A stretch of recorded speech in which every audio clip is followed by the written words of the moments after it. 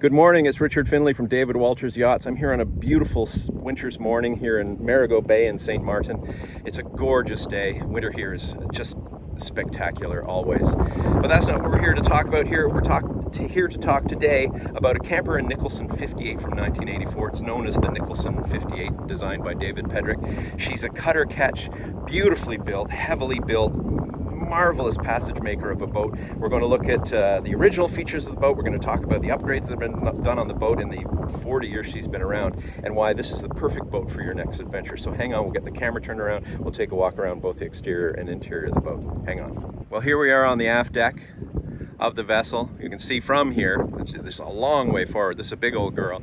We've got a hood stowaway in mast furling here with a nearly new North Dacron mizzen sail here. And we're going to go forward and take a look at all of the stuff. I'm going to talk about the rear deck and the giant lazaret and such on the way back around. But one of the first things we'll talk about is, I don't know if you can get a sense of scale, but there's my hand, and the rig on this thing is massively oversized. This is the backstay for the mizzen, and look at the size of the wire. It's absolutely massive, and this big Norseman fitting is absolutely massive. So somewhere along the line, somebody said, let's take this thing out into the ocean and do the deal. Got a nice enclosure on this vessel to keep you dry while you're bashing along in the Caribbean. Pretty nice, wide and safe feeling side decks on it. Here we get a sense of some really big winches. We've got a Lumar 65 here and a Lumar 55 here for, I guess you'd call that for Genoa, and this one for Staysail. Some clutches up here. You see here both here and the tow rail. Somebody's been really careful about the varnish on the boat, and the varnish all looks really beautiful. You can see on these handrails as well. She's very gorgeous. Look at, I don't know if you can see size here because I'm using a very wide lens, but can you see the size of these door-aid vents? They're great big huge things, and this door-aid box is really interesting here. But look at the gorgeous varnished wooden door-aid box up forward further along the cabin top. Up here we see a really huge spar. This spar is nearly 80 feet tall, and it's got a brand new or nearly brand new North Sails 3DI, you know, the molded laminate main. It's a pretty remarkable sail, and it drives this thing to pretty remarkable, in fact enviable for a catamaran owner, sailing speeds. Great big huge deck hatches here let in an enormous amount of light and air. Also forward on the boat, well, I guess I'll talk about it when I get to it, but there's beautiful deck prisms let into the decks that send some very gorgeous, you feel like the day is coming right into the boat because of the color of the light that comes through the prisms. Again, up here we've got some really large Norseman fittings for the forward spar on some really big wire. And the stainless is in just beautiful condition. So you can see that somebody has cared about the boat to keep it nice and clean and fresh like that. Freshly polished stainless here as well on that stay. A Genoa track that apparently now the boat's so well set up that the cars never need to be moved. It's set up now that you can just run it. You don't even have to adjust and trim those sails in that way. Beautiful big granny bars to make you feel safe while working at the mast, and a whole assortment of winches available up here, including this one that once you get the, oh, sorry. I was thinking of it about a different thing. This hoists the spinnaker pole. Going forward, nice, beautiful, classic plastic cabin top. Two profurl furlers up here. The staysail is of a very heavy Dacron, cut as a staysail, and this Genoa is also very new. It's the same age as that main and the same 3DI molded laminate sail, that they end up being kind of a one-piece sail, and the shape of these things when you get them set up is just incredible. Up here we have a massive windlass. I think it's a 2500 watt windlass, hauling on 10 millimeter, or I guess that's 3/8 of an inch chain. Quite a big pilot chain on the thing, attached to a 100 and 115, I think it is, pound, please correct me, 121 pound rock anchor. So when this thing has the anchor down and set up, the thing may as well be bolted to the bottom. There's nothing like that sense of security at night, knowing that you're not going anywhere. That's one of the great experiences in cruising, is really knowing that you've got the ground tackle to do the job. And this boat more than adequately covers on the ground tackle. I'm gonna have to be a little careful making my way back here, because this cool, fun whitewater looking kayak is in the way. But down here you can see at my foot here are the deck prisms, and these bring, as I was saying, this beautiful light down into the forward spaces of the boat down here. And also you can see that this rail here has a sunbrella cover on it, so I guess that's how the varnish stays so nice. Let's see if we can get around here. We also got a little baby stay on this to keep the mast from pumping, because it is a big spar. We've got the boom swung out a little bit because that keeps the sun fully available to the solar panels that are up here, and I might as well talk about it since I've said it. So we've got 660 watts of solar on the back of the boat, and 330 more watts of solar over the bimini top there. So for a mono, that's a pretty goodly amount of solar, and that's changing. It used to be you couldn't get enough solar. Or sorry, that's not right to say at all. Coming from a catamaran background, it's so much easier to put solar on a catamaran, so it always seemed easier to get an adequate amount of solar. But now with advances in panels, it's possible to get much more solar on a monohull as well. So this one's got right around 1,000 watts of solar. Beautiful big spar, big boom spar. I actually really like that decal as well. And once again, these cowl vents or dorade vents, whichever you want to call them, are just beautiful stainless items. And it's like almost a pizza pan size vent. It's so large. Great big traveler. The lines are of a big scale as well, because she's a big heavy boat. All of these lines feel just a little bit oversized for those of us who come from boats that don't weigh 60,000 pounds. So sorry, 60,000 pounds. Going back, once again, we've got these great big giant Lumar winches.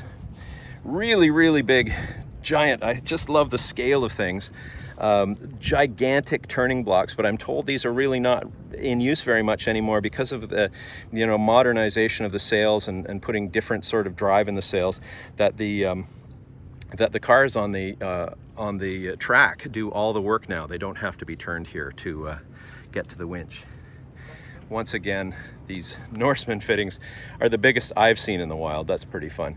Here we've got an SSB antenna, or sorry, that's not an SSB antenna. The next one is the SSB antenna.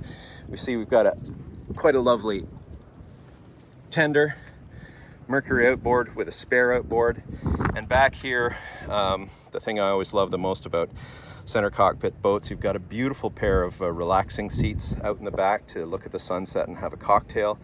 A massive lazarette locker back here that I understand is actually 2 levels. You can start withdrawing the stuff, and then there's a floor in it, and then sub the floor there's the stuff that you don't intend to get at very frequently. But there's an enormous amount of space. Apparently it comes all the way to here inside, and it's the full width, so it's like the size of a sheet of plywood plus the 6 feet of depth in total. You get to the steering gear by way of that as well. On the topic of steering gear, I'm told there's 2 separate quadrants down below for the steering gear. One that's driven by the electric autopilot drive, and one that's driven by the normal steering gear on the wheel.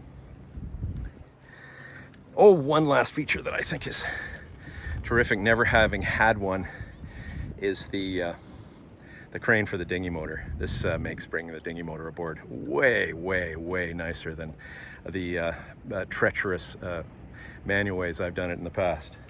So let's have a look at the cockpit. I might just pause it for a second so I can climb there more gracefully. So now we're in the cockpit of Roxy, and a few things to talk about. First, there's these really beautiful cushions made of super high quality fabric that I thought were new, and they tell me that they're not. They've just worn so well. They look beautiful. We've got a throne seat here for the skipper because it's nice to be able to sit up nice and high. Lots of controls here. We've got engine controls there, obviously. Down here, we've got some lighting controls. Down below, we've got a Simrad autopilot, and we've got a set of Simrad controls for all of the Simrad systems on it. And the owner tells me it's a pretty sophisticated system that he doesn't even use all the features of the thing. And at the top, of course, we've got a compass and the repeater for the Simrad that's downstairs. Up forward, we've got the AIS, we've got some standard Raymarine instruments up there, big winches. Somebody's installed some pretty nice looking speakers in here.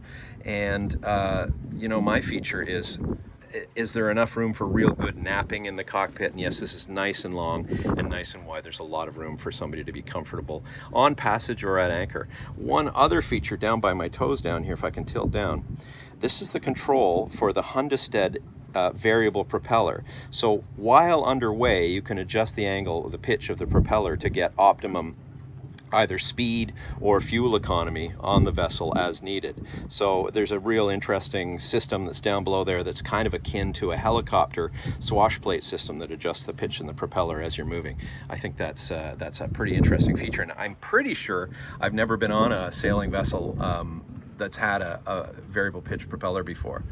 Anything else to talk about? Again, there's those large Lumar winches, a nice enclosure to keep you comfortable when the weather isn't cooperating, and it carries on back further, so there's quite a lot of shade in here. So this is a really cool and breezy spot. I'm sitting here in a beautiful breeze right now, and I feel just super comfortable right here. So now it's time to go downstairs. So hang on, I'm gonna pause again for a little. Oh, sorry, there's one last thing I want to talk about. The owner told me this is the sort of clever, artsy, craftsy. When you're on a heading and you need to take the autopilot off for a little while for whatever reason, to fix something or to quick change of settings, fight with a fish, he puts his heading in this so he can come back and remember. I have to do it manually and just hold it in my head. So that's a fun artsy craftsy feature on the boat. As we go forward, we do have your sort of standard Edson-like dining table that comes up and sits on one leg that goes into the floor. And the owner showed me that it's not this wobbly one that's got the rickety sort of legs on it. It's really actually very, very solid. So here we are up forward. We've got more winches up. And a beautiful view forward along the boat. So hang on a second, we're going downstairs. So I've just come down the stairs into this beautiful big open salon. One thing that struck me immediately in coming onto the boat is the quality of this woodwork aboard. It is really, really far more sort of elegant and well done than other boats. I've seen so many boats from the early and mid 80s where it was a much more of a production boat sort of standard of woodwork, but everything here, you can see this was built by proper craftspeople, and it's actual proper wood everywhere on the boat. So we have one smaller settee area over here for sitting and reading and chatting and talking, with lots of storage outboard, lots of storage. Nice big cabinet here. This is the beautiful, you'll see it in the pictures, this is the beautiful mirror-lined liquor cabinet. Down here we've got more storage at the floor. We've got more storage inside this beautiful little cocktail table here. And I'll move to the other side of the room and swing around, hopefully not so quick that we make anybody feel dizzy. We've got more storage out here, beautiful little TV area, bookshelf over here. And again, this beautiful, beautiful woodwork is all just glowing in the light. The other thing is, I guess we can mention, above me there's an enormous 24-inch hatch, more windows here to let in, or ports to let in more light, ports over here to let in more light. So this room really, really has a sense of, I'm not allowed to say open and airiness, because it's become a cliche in our business, but it just feels alive in here. And now we get a sense of how large this salon is looking across this beamy boat as well. So there's lots and lots of room. There's a table insert up forward in the just up forward that goes over top of this table to make it a little bigger if you're having more guests for dinner. Storage underneath, storage there, storage outboard, beautiful books, bookshelf over there. And moving around, we've got a very, very functional navigation station. You can sit and work on either side of this nav station. On this side or this side, you've got a pop-up desk here for smaller things. You've got a pop-up desk here for large charts and things like that. And a proper big chart size workspace here. Inside we've got solar controllers here and here. We've got the radio here. We've got an SSB over in the corner and the Simrad plotter here. This is a couple of pretty sophisticated battery monitors. I guess I might as well mention batteries while we're looking at these things.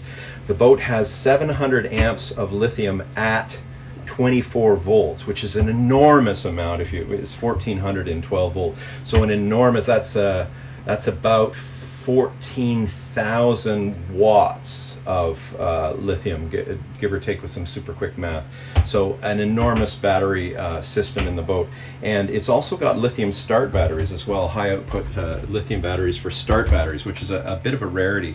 Over here we've got the weather station and an original GPS, which is a bit redundant right now. Some beautiful clocks here and some nice reading lamps, a couple of handheld. We're going to look at the galley, and I think this wide angle does it justice. It's very large. There's huge big countertops on both sides, both length and depth, so there's lots and lots of room to work. And me being the chef de cuisine on our boat, I love having a lot of space. Got a beautiful 4-burner stove. This is the fridge over here. It's 2 levels deep. And the freezer's over here, and it's enormous, the fridge here. Clearly we've got lots of outboard storage here for all the pantry stuff and the cutlery and the crockery. We've got storage down below.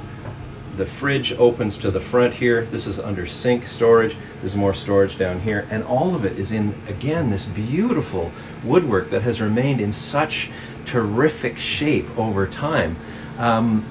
There's a couple of nicks and bumps there, but I actually think it gives it a little bit of character in a boat that's 40 years old, so I'm totally cool with that. You can see also at some time that the fridges have been upgraded with electronic controls, which I think, I don't know if it's just in my mind, but I think it makes them a little bit more efficient than the old piezo controlled ones that you used to see on all these fridges. All right, now we're going to go forward to the intermediary cabin.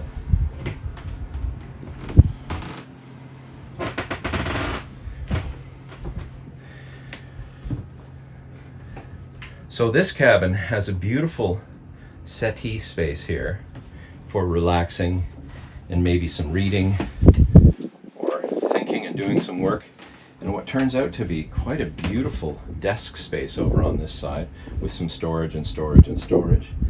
We've got more storage outboard to the sides of the vessel. We've got a beautiful big hanging locker here, which right now apparently is the hanging locker for some of the lines on the boat. And then, trying not to go too fast, making anybody dizzy, this is the middle stateroom here, and it's also got a lot of storage down below, storage outboard, storage back there. This is the tabletop that I mentioned, not a leaf, but rather an overlay for the table. So this is a double down here, a single up above, and the single can be swung down to make this into kind of a sofa space as well, if you wanted it to be a relaxing space instead. This cabin has access through this door to the head in front of us, and this door also takes us to the head in front of us, and I'm going to open that up and get that in a separate shot. Here we've got a code 0 on a furler in a sock, and no, code 0 in a sock, not on a furler, sorry about that. And down here we've got an ASIM. So this is part of this huge amount of sail inventory on the boat. There's also a mizzen staysail as well. If you want to put up every sail that was ever invented, you've got the chance on this vessel. And here's more outboard, another hanging locker, fans up here.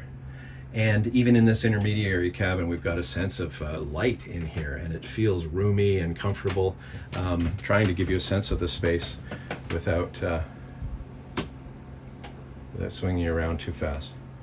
Okay, I think we'll go forward into the head that's up here and the forward V berth area, so hang on, it's a separate shot.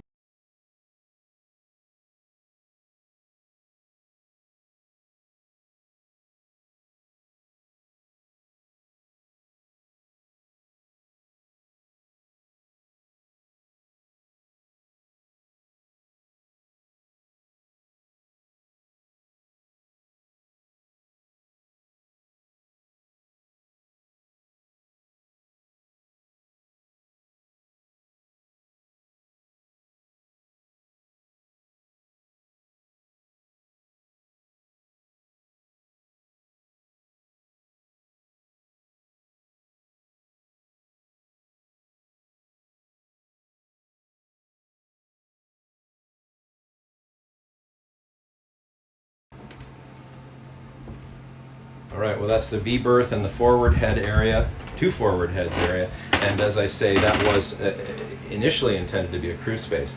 But here's the sort of pièce de la résistance on the vessel. We've already been here at the nav station, so we're heading backwards in this passageway.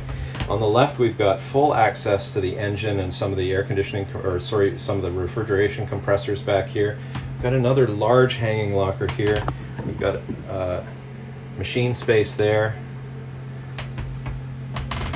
Inside this cabinet is where the large lithium bank lives, and then the rest above it is some clothing storage right now. Here we've got a pretty massive panel that is for 12 volt, 24 volt, 110, and to some extent 220 because of a sophisticated isolation transformer that's on board. You can run it several different ways. But here we go. Do you want that owner's cabin experience? Well, look here. We start with a little vanity table. It opens up for a little bit of storage for some makeup, or I guess it could even be a sewing space. A couple of large, roomy hanging lockers. And again, let's talk about this woodwork. It is gorgeous, and it's just glowing in the light here. It's such a beautiful honey color. Here we've got a little seating area for a bit of reading or changing your boots or whatever you wish. More storage to the outboard over on the port side. And then look at this beautiful big berth in the middle. That's neither fore and aft nor athwartships. It's actually cocked on about what looks like a 15-degree angle, but a great big queen size. Looks very comfortable. And there's more storage over here. And then the space has its own head, as is typical of these. Oh, this is before we get there, this is an interesting feature. I'm not going to swing it open, but behind this panel here, you swing it open, it's a full-length mirror that's able to put away to keep it safe, which is a pretty interesting ocean-going boat kind of an idea. That it could have just been appliqued to the wall very easily, but they went just the extra little step to make sure it remains safe for everybody. So we've got its own dedicated head with some outboard storage, some more storage behind the mirror, a nice big sink to work with, a little more storage or plumbing access below the sink. That door is the access to the workshop room and the engine, which I'll get in a separate shot.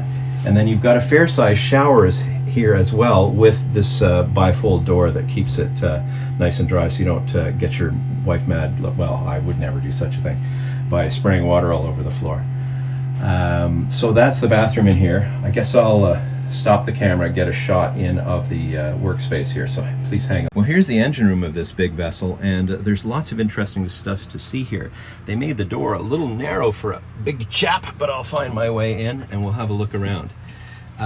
First we see, I guess right in front of us, we see that there's 2 Raycor filters for the main engine with a switchover in between. If you get a clogged up one, you've got another one ready to go. I think that's an excellent feature. There's another Raycor for the Jenny. Down here we have the strainer that's for the main engine.